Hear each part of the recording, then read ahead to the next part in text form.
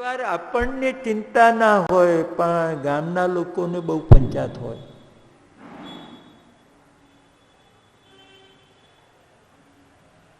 એક જ દિવસે ભત્રીજાનું લગ્ન કલકત્તામાં હોય અને શાળાનું લગ્ન જુનાગઢમાં હોય, તો લોકો આવીને જીવ ખાઈ જાય. હા બાપ, તમારે તો ખરી મુશ્કેલી આવી હો. ક્યાં કલકત્તા, ક્યાં જુનાગઢ, વચમાં એક દિવસનું પણ અંતર નહીં. એક જ દિવસે, એક જ ટાઈમે. તમે ક્યાં? તમે ભત્રીજાને પરણાવવા જશો કે શાળાને? તમે ક્યાં જશો? તમે ક્યાં? અરે ભાઈ, એને જ્યાં જવું હશે ત્યાં જશે, ને તો કોમ જશે. તમારે શી પંચાયત આટલી બધી કે ક્યાં જશો, ક્યાં જશો? એવી ગામના લોકોને પંચાયત. હે કૃષ્ણ, તમે દુર્યોધનના પક્ષમાં કે પાંડવોના પક્ષમાં?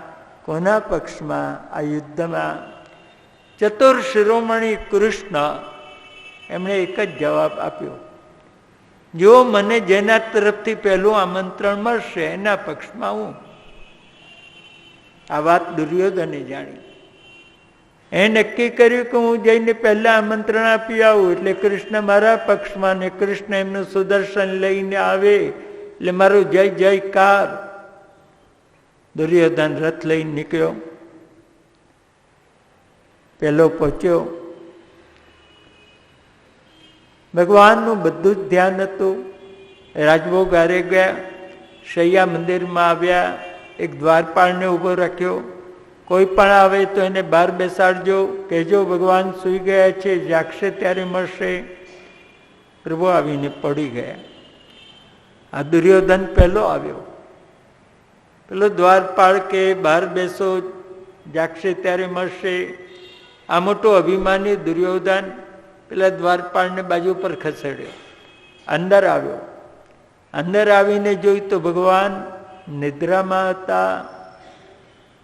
હવે મોટા પુરુષની ઊંઘ બગડે તો આપણું કામ બગડે. જાગે ત્યાં સુધી રાહ જોવાની. ક્યાં બેસવું? તો ભગવાને બે આસન રાખ્યા હતા, એક પગ પાસે, એક માથા પાસે. આ દુર્યોધન વિચાર કરે, હું મોટો હસ્તિનાપુરના સમ્રાટનો દીકરો યુવરાજ, ત્યાં ગોવાઈયાના પગ પાસે બેસું? મદદ માગવા આવ્યો છે ને પાછો મિજાજ તો આટલો. હું તો એના માથે બેસું. આવ્યો, માથા પાસે ખુરશી હતી, ત્યાં બેઠો. થોડી વારે અર્જુન આવ્યા, અંદર આવ્યા. એક જ જગ્યા હતી, ચરણ પાસે ખુરશી. રાજી રાજી થયો. જેના ઉપર અનંત ભગવાનની કૃપા હોય એને જ ભગવાનના ચરણમાં સ્થાન મળે. બધાને ભગવાનના ચરણમાં સ્થાન નથી મળતું. એ બેઠો ચરણમાં અર્જુન. થોડી વારે ભગવાન જાગ્યા તો નજર ક્યાં? ચરણ પાસે બેઠો હોય એના ઉપર. અર્જુનને ભગવાનની આંખ મળી. અર્જુને આંખથી આમંત્રણ આપ્યું, ભગવાને આંખથી આમંત્રણ સ્વીકાર્યું. પછી બેઠા થયા એટલે બંને જણા બોલી ઉઠ્યા કે મારા તરફથી આપને યુદ્ધનું આમંત્રણ. ભગવાને આમ પાછળ જોયું, ઓહો વ્યવઈ, તમે પણ આવ્યા છો, પણ તમે આમ પાછળ બેઠા ને એટલે મારી નજર પછી પડી. મારી પહેલી નજર અર્જુન ઉપર પડી એટલે અર્જુનનો અધિકાર પહેલો. દુર્યોધનનો મિજાજ ગયો. મને ખબર હતી તમે કોઈ દાડો મારા થયા નથી, થવાના નથી, અને શું કામ આવા ઢોંગ ને પાખંડ કરો છો? કહી દો ને હું પાંડવોના પક્ષમાં છું. પૂછો તમારા દ્વારપાળને પહેલું કોણ આવ્યું હતું? તમે સૂઈ ગયા એમાં મારું શું વાંક? બહુ બોલવા લાગ્યો. ભગવાન કે ભાઈ શાંત થાવ. આપણે એક કામ કરીએ.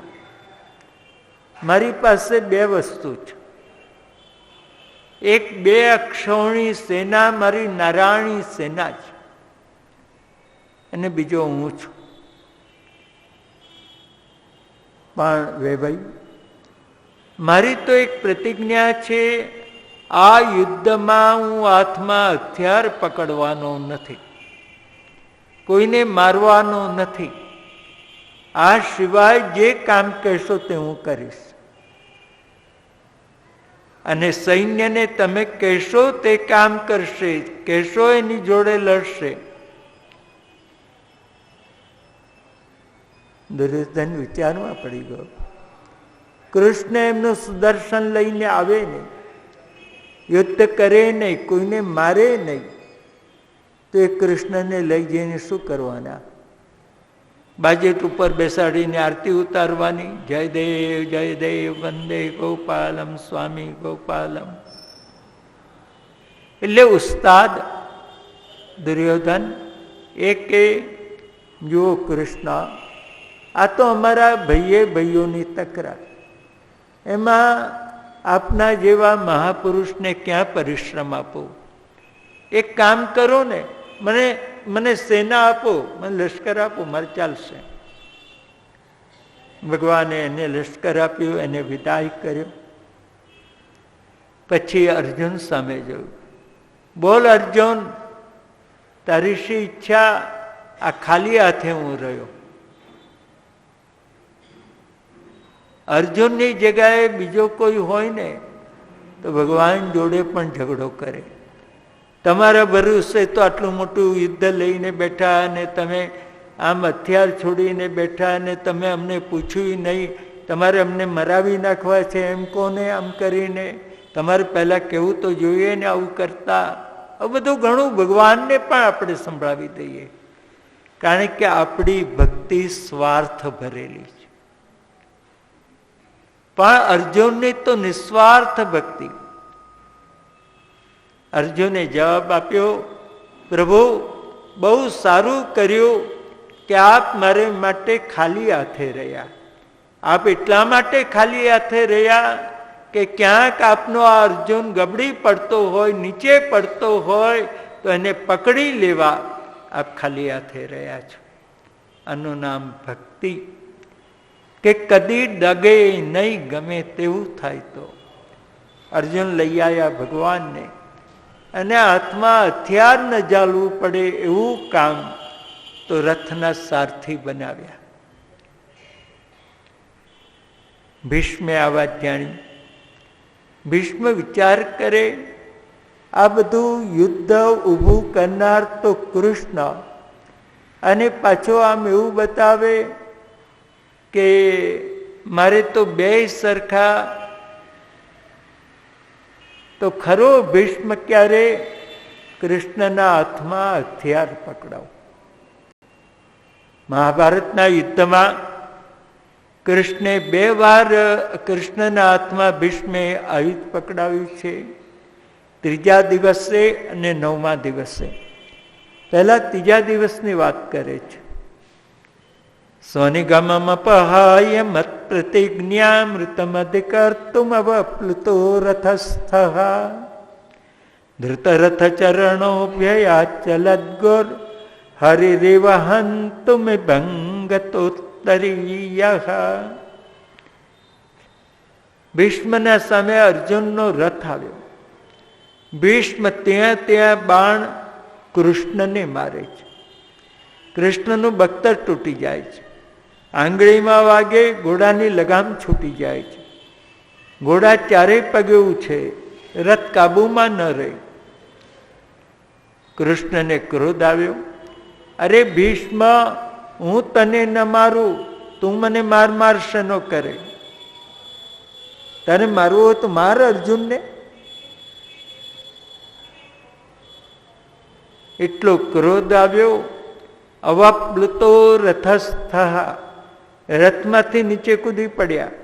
બાજુમાં એક ભાગેલો રથ, એનું પૈડું કૃષ્ણે હાથમાં લીધું, આમ ચક્કર ચક્કર ઘુમાવ્યું, એમાં ચક્રનો પ્રવેશ થયો અને ભીષ્મના સામે એટલા વેગથી ધસી ગયા કે ધરતી ધ્રુજી ઉઠી.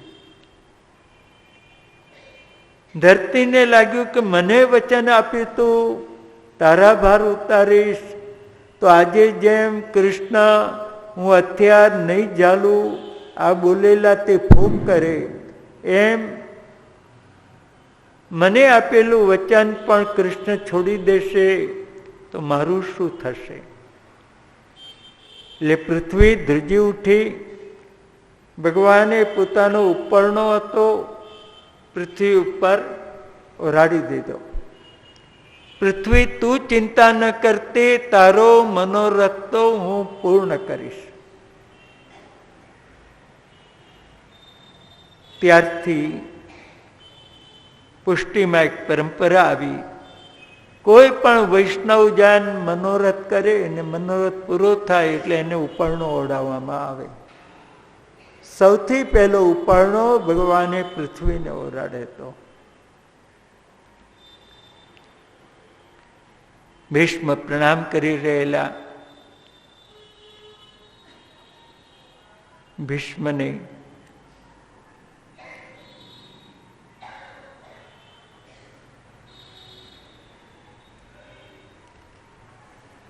ભગવાનને પોતાના વચન કરતા પોતાના ભક્તના વચનનું મહત્વ ખૂબ છે.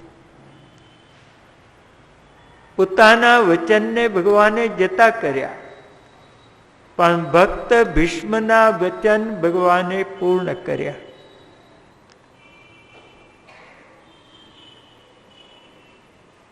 વિજય રથ કુટુંબ આતતોત્રે નૃત હય રશ્મિની તશ્રેક્ષણીયે ભગવતી રતિરસ્તુ મે મુમૂર્ષો યમિહ નિરીક્ષ્ય હતા કથા સ્વરૂપમ. અર્જુનના રથને ભગવાને પોતાનું ઘર બનાવી દીધેલું.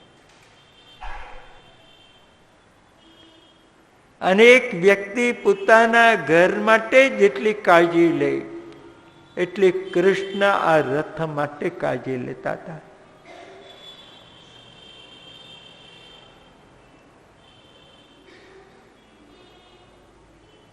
મહાભારતમાં પ્રસંગ છે,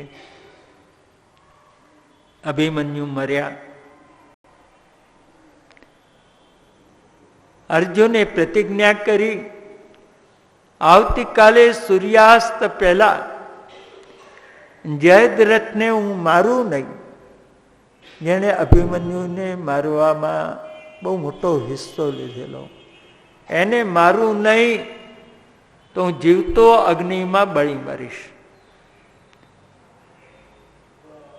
કૌરવ તો રાજી થઈ ગયા, ચાલો આપણે આવતીકાલે આપણો વિજય થઈ ગયો. જો પાંડવોમાં અર્જુન ના રહ્યો તો આપણે તો કાલે સૂર્યાસ્ત સુધી જયદ્રથ સુધી અર્જુન ન પહોંચી શકે, આટલી જ ગોઠવણી કરવાની છે. એ ગોઠવણી કરી દીધી. સવારના અર્જુન નીકળ્યો, કૃષ્ણ એના સારથી જ. બપોરનો વખત થયો, ઘોડા થાકી ગયા, તરસ્યા થયા. ભગવાન કે અર્જુન રથમાંથી ઉતરી જા, આ ઘોડા થાકી ગયા છે, તરસ્યા થયા છે, એને પાણી પીવડાવવું પડશે, એના ઉપર જુલમ ન કરાય. પણ અહીં પાણી ક્યાંથી લાવું? અહીં બાણ, આ જગ્યાએ બાણ માર, અહીં પાણી છે નીચે. ત્યાં બાણ માર્યું, એક ખાડો ભરાઈ ગયો. ભગવાને રથથી ઘોડાને છોડ્યા, પાણી પીવડાવ્યું, એને વાગેલા બાણ તે કાઢ્યા, ત્યાં મલમ લગાવ્યો. ઘોડા સ્વસ્થ થયા. ત્યાં સુધી અર્જુન નીચે ઊભો ઊભો યુદ્ધ કરતો રહ્યો. પછી ઘોડાને રથ સાથે જોડ્યા. આટલી બધી કાળજી કૃષ્ણ સિવાય બીજો ના લેવો.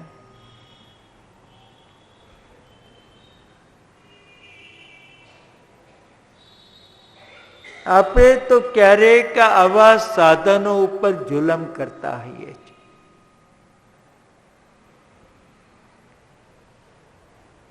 ભલે ને હવે ગાડી તપી જતી હોય તો તપી જાય, પણ એકવાર ઘેર પહોંચી જઈએ ને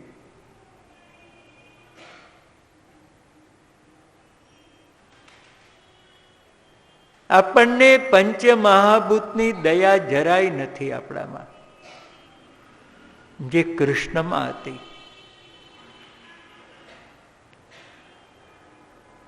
હવે સાયંકાળ થવા આવ્યો, સૂર્યાસ્તનો સમય થયો. કૌરવો તો આનંદમાં આવી ગયા, બસ હવે આપણો જય જયકાર. પણ ભગવાન તો અર્જુનને વિજય અપાવવા આવેલા, એટલે મનથી સુદર્શનને આદેશ કર્યો, સુદર્શન સૂર્યની આગળ આવી જાઓ. અને સુદર્શન સૂર્યની આગળ આવ્યો. અંધારું થયું. સૌથી પાછળ ઉભેલો જયદ્રથ આગળ આવ્યો. હું જીતી ગયો. અર્જુન હવે બળી મરતું. ભગવાન કે અર્જુન આ જયદ્રથ મારે એને બાણ. જયદ્રથ કે હવે કેવું બાણ, કેવું મારવાનું? સૂર્યાસ્ત થઈ ગયો. ભગવાન કે હજુ ક્યાં સૂર્યાસ્ત થયો? જ્યાં જોતો ખરો, હજુ તો અડધો સૂર્ય આથમવાને બાકી જ. ચક્ર હટી ગયું, અડધો સૂર્ય દેખાયો. ભગવાન કે મારે એને બાણ. અને એને બાણ એવું મારજે કે એનું માથું અહીંથી જઈને કાશી પડે.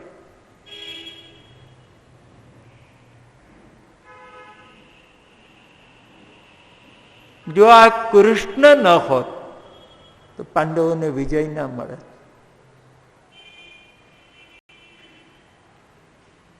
છેલ્લા શ્લોકમાં ભીષ્મ આત્મસમર્પણ કરે છે. તમે મમ હમજમ શરીર ભાજામ હૃદય હૃદય સ્થિતમાત્મ કલ્પિતાનામ. જેમ આકાશમાં એક સૂર્ય પણ જ્યોતિ રૂપે દરેકની આંખમાં એ સૂર્ય, એમ એક પરમાત્મા દરેકના અંતરમાં એ આત્મા રૂપે બિરાજે. એ મારો આત્મા, આજે હું એ પરમાત્માને સમર્પણ કરું છું. આત્મનિવેદન કર્યું. પ્રભુ બહાર બિરાજેલા અંદર પધાર્યા. ભીષ્મને ભેટ્યા. ભીષ્મને લઈને સ્વધામમાં પધાર્યા.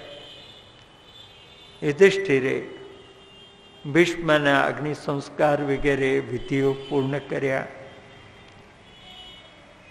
હવે ભગવાન દ્વારકા પધારે.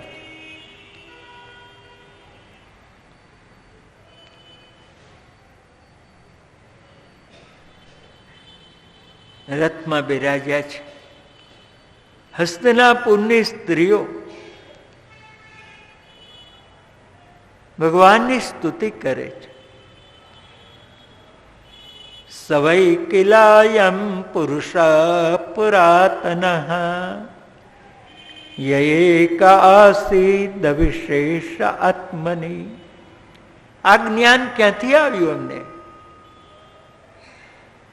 કે જ્યારે ઉપનિષદ પણ નહોતા બન્યા એ સમયનું જ્ઞાન. અરે બેન, આ રથમાં બેસીને જાય છે ને, ત્યાં જગત નહોતું બન્યું ને, ત્યારે સમગ્ર વિશ્વને પોતાના ઉદરમાં સમાવી અને શેષની શૈયા ઉપર સુનાર આ પુરુષ, બીજું નહીં.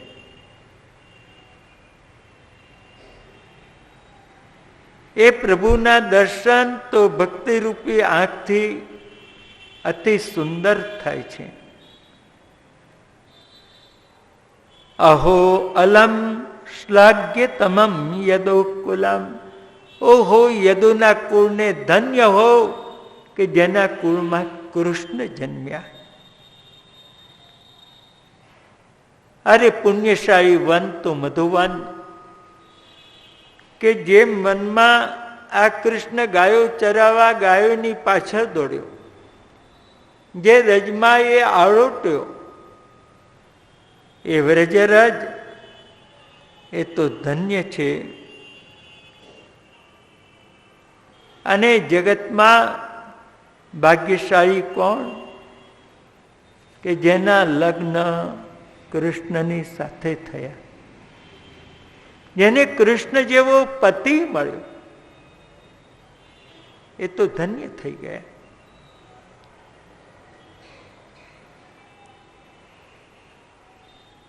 પ્રભુ દ્વારિકા પધાર્યા.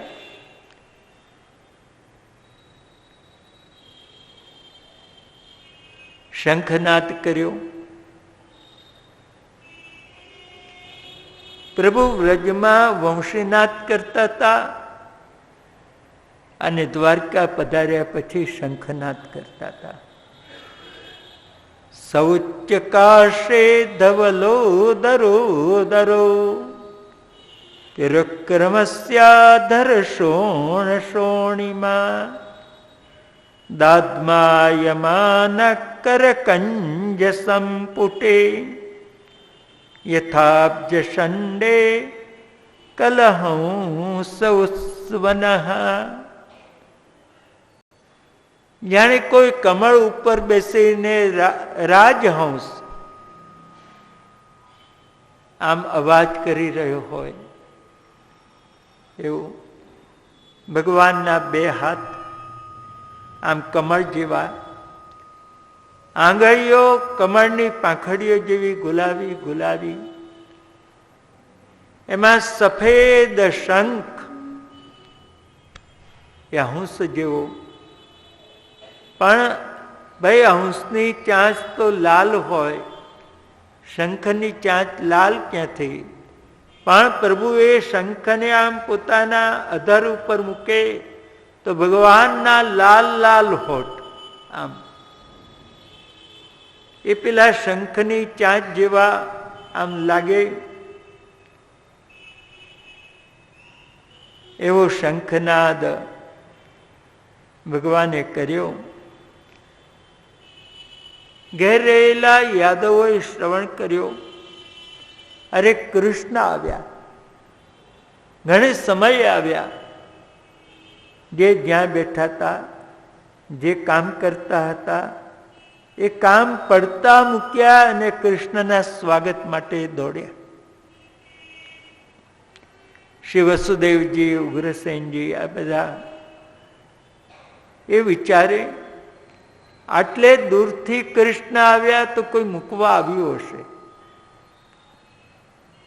હવે જે મૂકવા આવ્યા હોય એને આપણે રાખવા નથી, હા, એને વિદાય કરવા છે.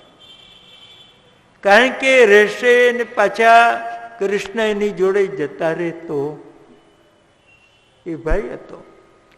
હવે આટલે દૂરથી આવ્યા હોય ને એમને આપણે બારોબાર વિદાય કરી દઈએ તો આપણે વિવેક વગરના દેખાઈએ. પણ આપણે એવું કરો કે આપણો વિવેક પણ દેખાય અને એવું પણ થાય કે જતા પણ રહે. હાથી લઈને આવ્યા. આમ આવીને કૃષ્ણને વિનંતી કરી, આપ રથમાં બિરાજો ને, બધાને દર્શન ના થાય.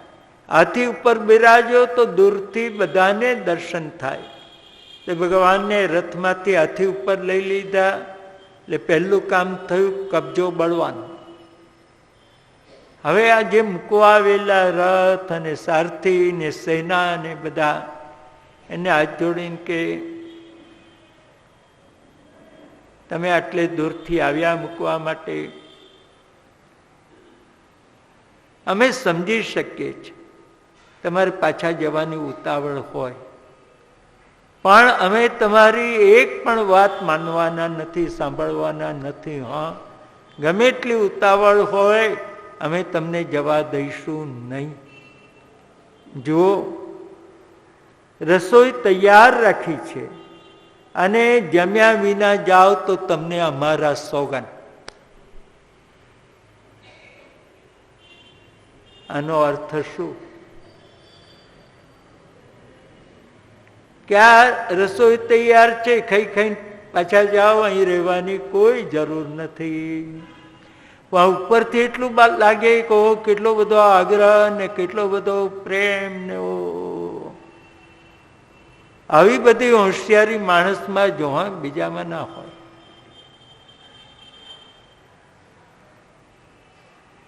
આવ્યા કૃષ્ણ. બે જણા રાહ જોતા હતા. બેમાંથી પહેલા કોને મળવું? એક તો રાણીઓ રાહ જોતી હતી, બીજી માતાઓ રાહ જોતી હતી. તો ભગવાન માતાઓને મળવા આવે છે.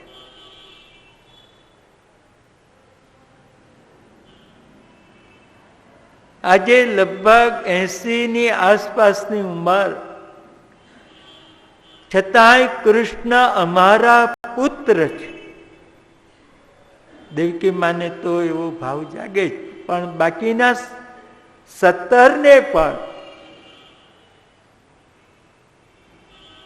એ કૃષ્ણને પોતાની ગોદમાં બેસાડે છે, નાના બાળકની માફક. અને માતાઓના હૃદયમાંથી વાત્સલ્ય રસ ઝરે છે. આવું માતૃત્વ, આવું વાત્સલ્ય. માતાઓના ભાવ પૂર્ણ કર્યા, ઘેર આવ્યા, રાણીઓના મનોરથ પણ પૂર્ણ કર્યા.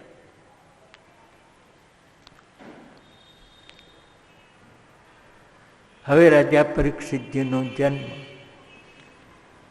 તો વચમાં આ 5 અધ્યાયની કથા શા માટે? કે પરીક્ષિત રાજાનો ઉત્તમ અધિકાર સિદ્ધ કરવા માટે. અર્જુને ભગવાનની સ્તુતિ કરી, એમાંથી પિતૃશુદ્ધિ મળી. કુંતાજીએ ભગવાનની સ્તુતિ કરી, એમાંથી માતૃશુદ્ધિ મળી. ભીષ્મે ભગવાનની સ્તુતિ કરી, અન્ન શુદ્ધિ મળી. હસ્તિનાપુરના નગરજનોએ કૃષ્ણની સ્તુતિ કરી, એમાંથી સ્વજન શુદ્ધિ મળી.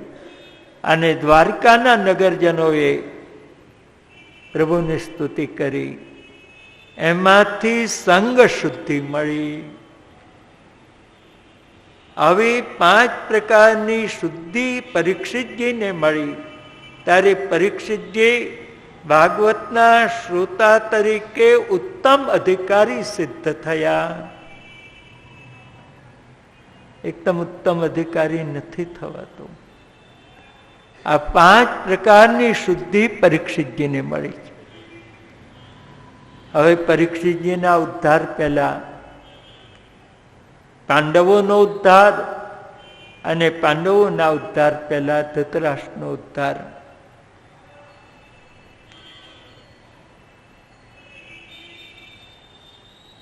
શ્રી વિદુરજી મૈત્રેય મુનિના આશ્રમમાં સત્સંગમાં બેઠેલા.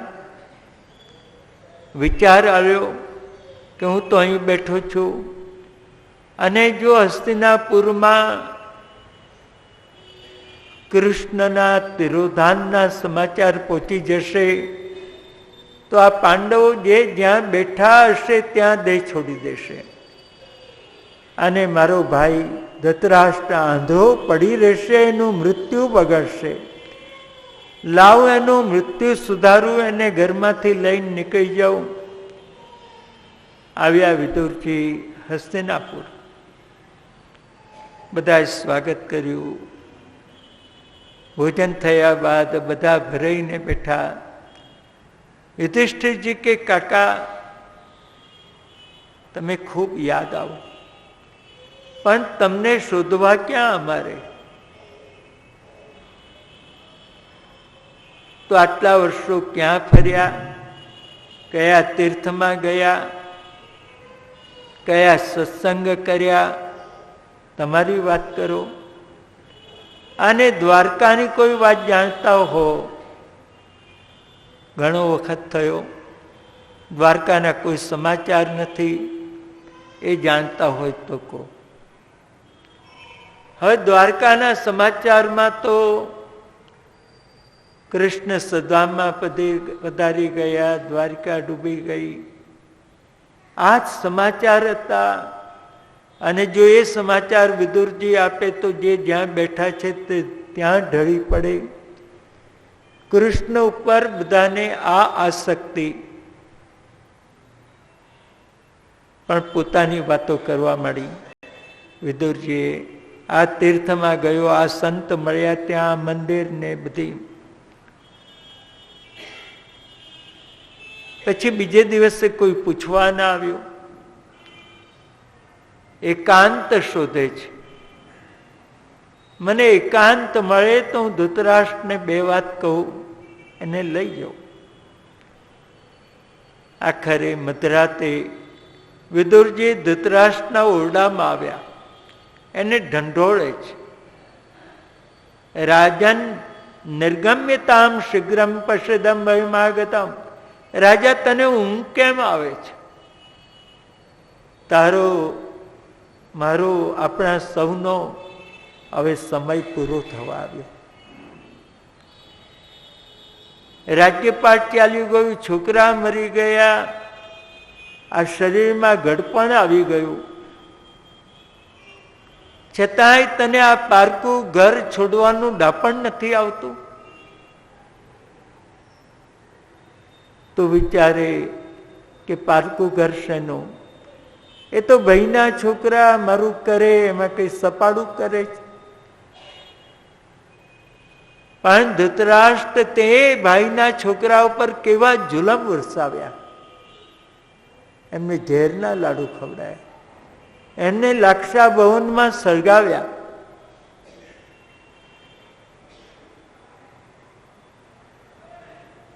એમની સ્ત્રીના વસ્ત્રો સભામાં ખેંચાયા, એમને વન વન ભટકાવ્યા. અને તારું ચાલ્યું હોત તો આ કુરુક્ષેત્રના મહાયુદ્ધમાં એમના તલ જેટલા ટુકડા કરી નાખ્યા હોત. અને એ તને રાખે, તને ખવડાવે. આ કોળીઓ તારા ગળે કેમ ઉતરે છે કે જેના ઉપર જીવનભર જુલમ કર્યા અને એ ખવડાવે, એ ખાવાનું? ખરેખર ધૃતરાષ્ટ્ર માનવની બે આશા કદી સંતોષાતી નથી. એક ધનની આશા અને એક જીવનની આશા. કેટલું ધન મળે તો સંતોષ? આખી દુનિયાનું સોનું આપણા ભોંયરામાં ઠલવાય તોય આપણને થાય આટલું જ બસ. ગમે એટલું ધન મળે પણ એનો સંતોષ નહીં. બીજું, કેટલું જીવીએ તો સંતોષ? કેટલું જીવીએ તો? વાસ્તવમાં મરવું કોઈને ગમતું નથી અને મર્યા વિના ચાલતું નથી. કીડી મંકોડાને મરવું નથી ગમતું. આપણે આમ પેલું ફ્લીટ છાંટીએ ને તો આમથી આમ નસે, આમથી આમ નસે બચવા માટે. મરવું કોઈને નથી ગમતું. તો ધૃતરાષ્ટ્ર, તારી દશા ગધેડા જેવી છે. ગધેડું ભાર ઉઠાવે, એને દફણા પડે. આપણે ગધેડાને કઈ તારે બહુ ત્રાસ નહીં, તું આટલો ભાર ઉઠાવે છતાંય તને દફણા પડે, તારે મરી જવું છે, જેલ લઈ આવ. તો ગધેડું કે ના, હવે આમને આમ દિવાળી નીકળી જવા દો ને, આમને આમ દિવાળી નીકળી જવા દો. તે ગધેડાને પૂછ્યું કે તને દિવાળીમાં શું સુખ?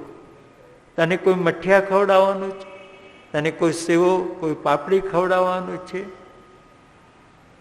તું શું કામ દિવાળીની રાહ જુએ? પણ એને પણ એ ભાર ઉઠાવે, ડફણા ખાય, છતાંય મરવું ન ગમે. એમ આપણે પણ સંસારના ભાર ઉઠાવીએ, કુટુંબના લોકોના ડફણા ખાઈએ. હવે તમારે કચકચ નહીં કરવાની, તમને સમજણ ના પડે, તમારે બાજુ ઉપર બેસી રહેવાનું. આ બધા ડફણા ખાતા જઈએ અને છતાંય આ દેહ છોડવો ગમે નહીં.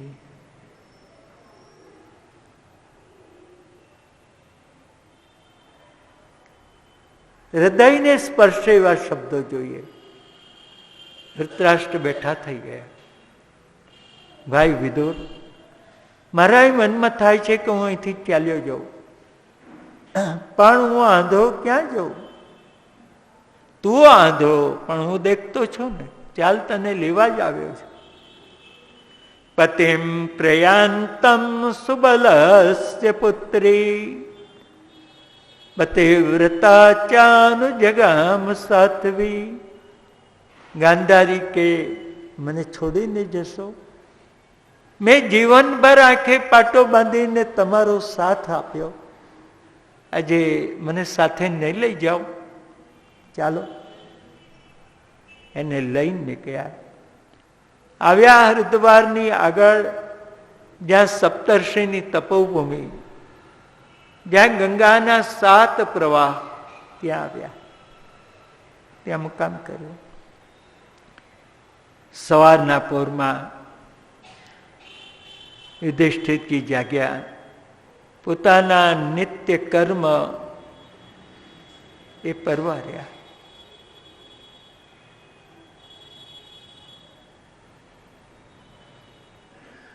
પછી ભોજન પહેલા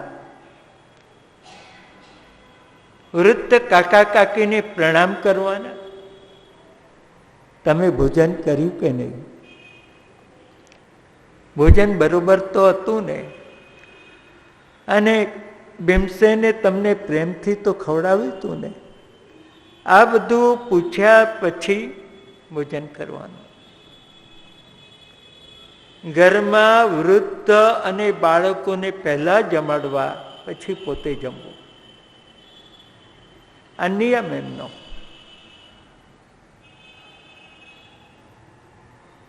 એટલે રડતા રડતા કે ધર્મરાજ, આટલા પ્રેમથી તો મને દુર્યોધને ક્યારેય જમાડ્યું નથી, ખવડાવ્યું નથી. એટલા પ્રેમથી મને ભીમસેન ખવડાવે છે, જમાડે છે. અને દ્રૌપદી થાળી પણ ખૂબ સુંદર પીરસે છે. કહેતા કહેતા રડી પડે.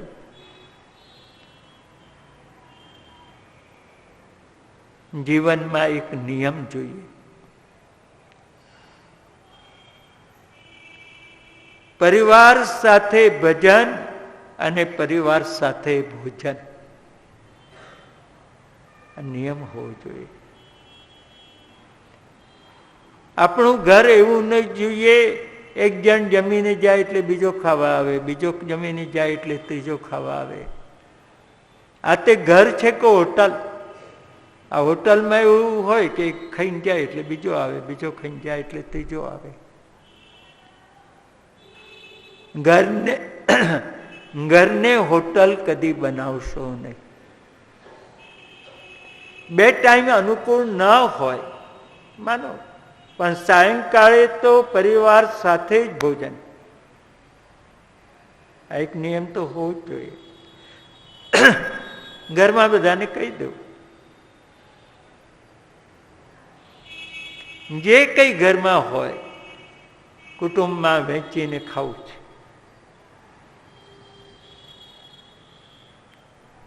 પરિવાર સાથે ભોજન.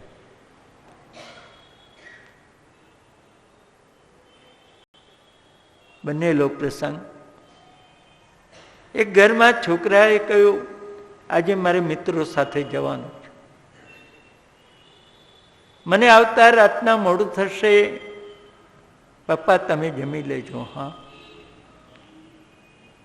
એટલે એના બાપે કહ્યું, રાતના 12 વાગે તો આવીશ ને, એથી તો મોડું નહીં થાય ને. તો ક્યાં આવી જઈશ ત્યાર પહેલા, તો બસ ત્યારે જમીશું. 2-4 કલાક મોડો જમીશ તો તારો બાપ નહીં મરી જાય, હો, ચિંતા ના કરતો, તું આવે ત્યારે જમીશ.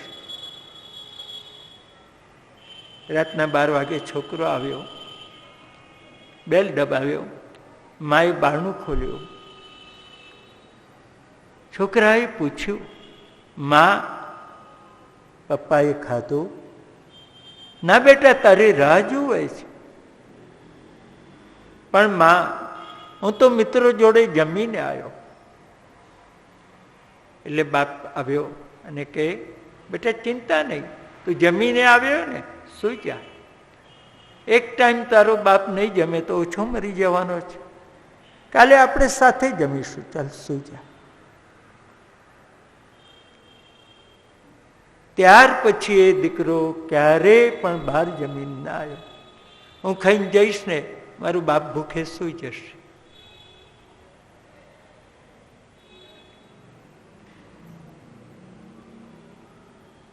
આપણે જ આપણા સંતાનોની લાગણી,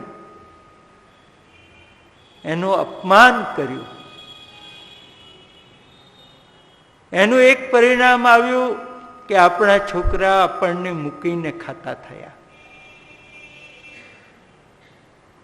પણ શરૂઆત મા બાપે કરી કે છોકરાને મૂકીને મા બાપ ખાતા થયા. એનું પરિણામ એ આવ્યું કે છોકરા પણ પછી મા બાપને મૂકીને ખાતા થયા.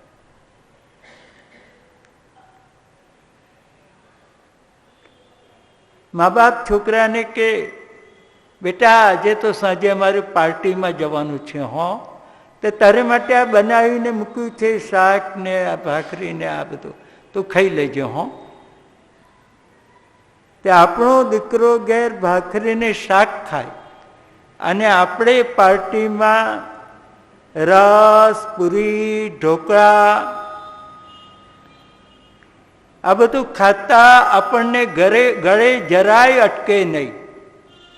છોકરાને મૂકીને ખાતા અને પાછા આમ છોકરા આમ ગળે લગાવીએ.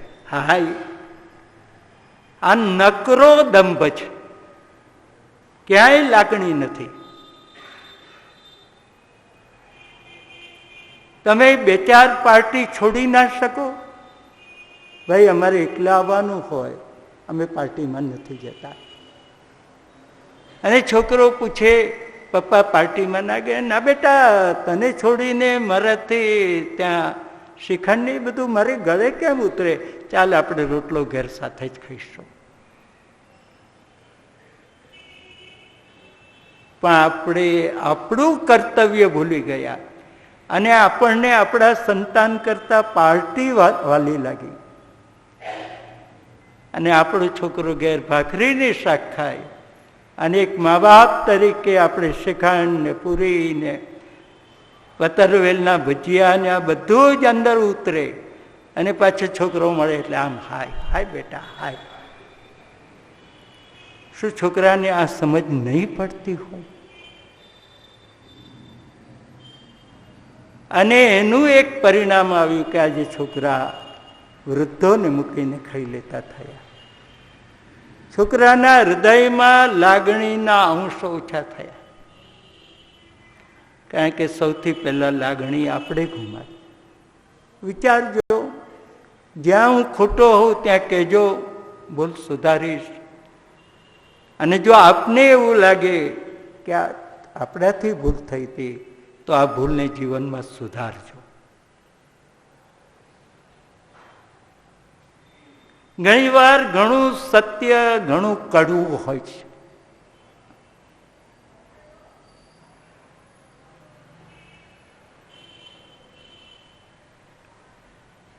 યુધિષ્ઠિર જુલમ કરનાર કાકા કાકી એને મૂકીને કદી ખાતા નહોતા. તેથી તો એ અજાત શત્રુ કહેવાય. મારે કાકા કાકી ક્યાં ગયા, ક્યાં શોધો? નારદજી આવ્યા, ગંગાના કિનારે છે, લાંબુ જીવવાના નથી. તમે ઘેર લઈ આવશો તો તીર્થને બદલે ઘેર મરશે. એમનું આયુષ્ય પૂરું થયું છે.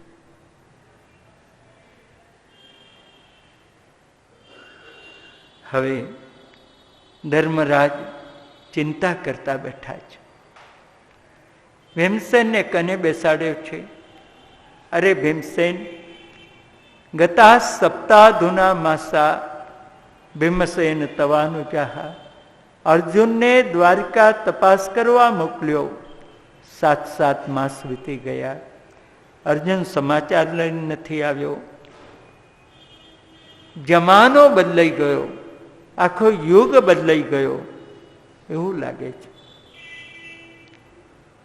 મિત્રતામાં દંભ આવી ગયો, વ્યવહારમાં શઠતા આવી ગઈ. સમય ઉપર આપવું પડે, લેવું પડે, એ તો વ્યવહાર છે, પણ એમાં શઠતા આવી ગઈ. એક યુગ એવો હતો કે દીકરો પરણાવો તો બાપની કને પૈસા નહીં. ગામના શાહુકાર પાસે ગયા, મારે દીકરો પરણાવો છે, 500 રૂપિયા જોઈએ છે. શાહુકારે આપ્યા, કોઈ સહી સિક્કા નહીં, લઈ જાઓ. એનો દીકરો પરણ્યો, પણ પોતાના જીવનમાં એ 500 રૂપિયાનું દેવું ચૂકવી શક્યો નહીં. ત્યારે મરતા મરતા દીકરાને કહ્યું, પેલા શેઠના ઘરનું દેવું છે, તારા લગ્ન સમયે 500 રૂપિયા લઈ આવ્યો તો તમે એ દેવું ચૂકવજો, મને દેવામાંથી મુક્ત કરજો. હવે એનો છોકરો પણ 500 રૂપિયા ના આપી શક્યો. શેઠને ત્યાંથી કોઈ ઉઘરાણી નહીં. શેઠ વિચાર કરે, એની કને પૈસા આપવાના આવે તો પહેલો આપી જાય. એની સ્થિતિ નહીં હોય એટલે નથી આપવા આવતો. અને હું એને ત્યાં ઉઘરાણી મોકલું તો એને મરી જવા જેવું ના લાગે. એ સ્વમાની છે એટલે ઉઘરાણી નહીં.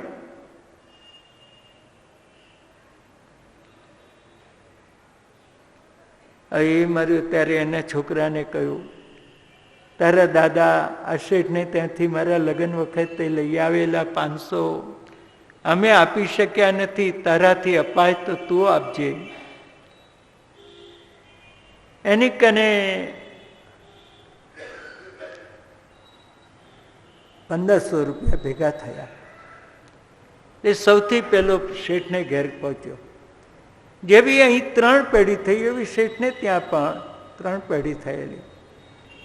તમારા દાદા પાસે મારા દાદા 500 રૂપિયા લઈ ગયેલા, એ આ 500 રૂપિયા. પછી આ બીજા 1000 વ્યાજ ગણો, વ્યાજનું વ્યાજ ગણો, જે ગણો તે. આ સિવાય એક પણ પૈસો મારી પાસે નથી તમને આપવા માટે. આ લો અને મારા દાદાને તમારા ઘરના દેવામાંથી મુક્ત કરો. આવો વ્યવહાર હતો. આજે તો વ્યવહારમાં શઠતા છે. આવી શુદ્ધિ નથી.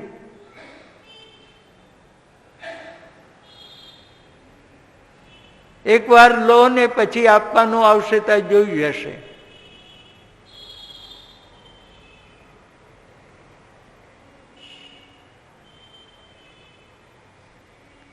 આ જીવન માનવની મનોવૃત્તિઓ બદલાઈ ગઈ. એનું નામ જમાનો બદલાયો, એનું નામ યુગ બદલાયો.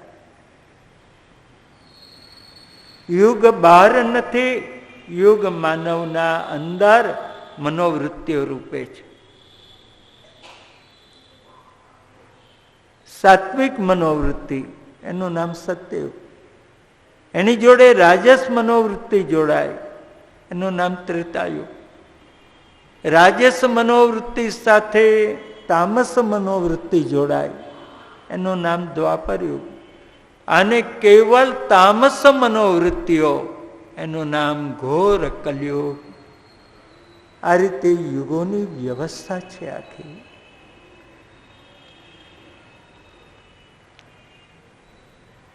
ત્યાં તો દ્વારકાથી અર્જુન આવ્યા.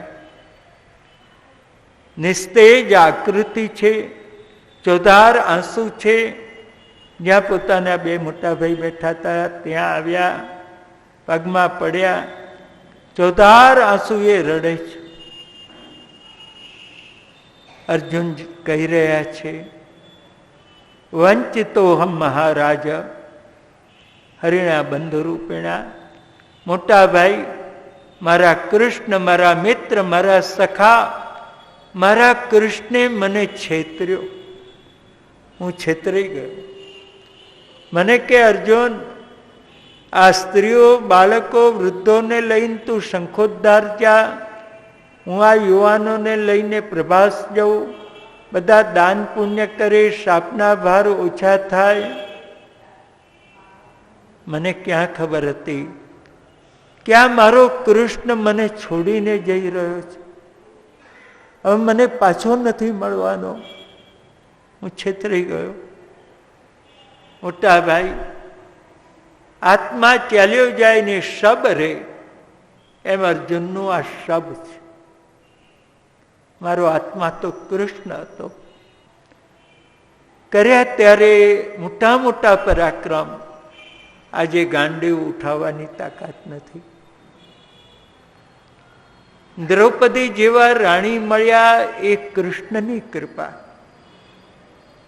જરાસન જેવો અસુર ભીમસેનભાઈથી મર્યો એ પણ કૃષ્ણની કૃપા. અને કેટલીક વાર તો કૃષ્ણે પ્રાણ સંકટમાંથી આપણને બચાવ્યા.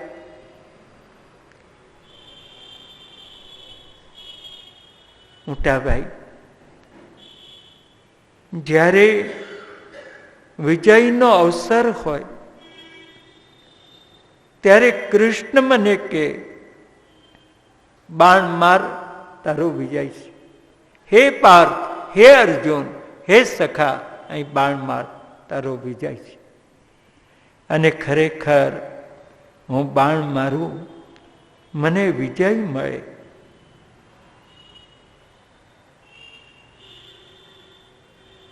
આ કૃષ્ણે કરેલા સંબોધન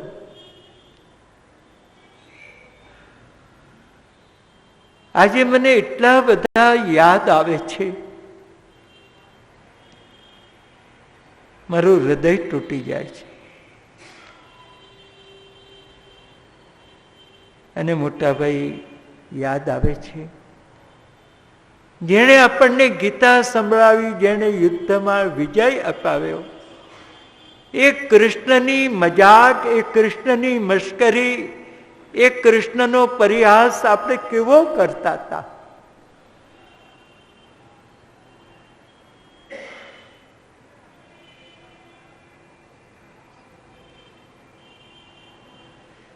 ભગવદ્ ગીતામાં કહ્યું, વિહાર શય્યાસન ભોજનેષુ. ભાગવતમાં કહે છે, શય્યાસનાટન વિકથન. અર્થ એક જ છે,